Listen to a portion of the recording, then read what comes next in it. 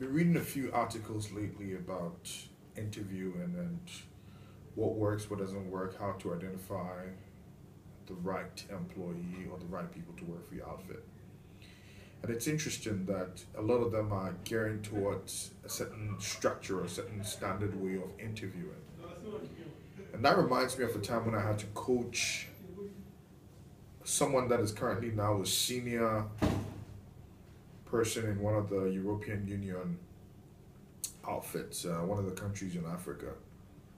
And before he got this job, he actually had wanted a more leadership role. And so he had us coach him through preparing for his interview. And the interview ended up, one segment of the interview was more on behavioral interviewing, which is thought of recently as one of the most reliable or probable ways of interviewing to find proper staffing. And the logic behind it is if you see how people reacted in the past or acted in the past, you can predict how they're going to act when they work for you. And so the whole strategy is to ask you certain types of questions or get you in a certain position where you explain how you reacted to a particular situation, and they use that to predict how you're going to be reacting to similar situations when you're working for them.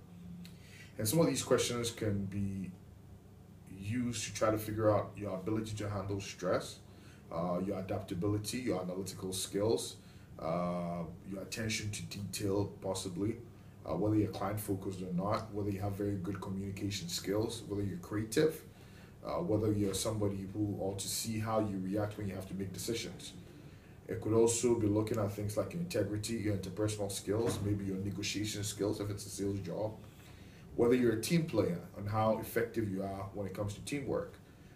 Sometimes it's even as simple as looking at if you're resilient or what kind of tenacity you have. So it's important sometimes to prepare yourself for interviews like that, to always, first and foremost, when you're going for a job, of course you don't know what kind of questions they'll ask you, but if you know the type of job it is, you can try to remember situations you've been in that are similar to that type of job and how you reacted to it, and perceive what they may be looking out for. But one important thing to learn is the STAR method. And STAR is basically situation, task, action, and results. So when they ask you these questions, what they really want to know is, first and foremost, you need to describe the situation that you found yourself in. And this is where your storytelling skills come in. You know, if you can tell a good story, be vivid, use the right metaphors to describe so that the interviewer feels like they're in the place and feels exactly what you felt when you were in that particular situation, depending on what it is that you think they're looking for. Then you clearly detail out the task at hand. It's good to bullet it out when you explain, and what I mean by that, I mean mental bullets. Explain, this is what is required of me, 1, 2, 3. I was supposed to achieve 1, 2, 3. You know, make sure it's methodical so you understand and follow clearly.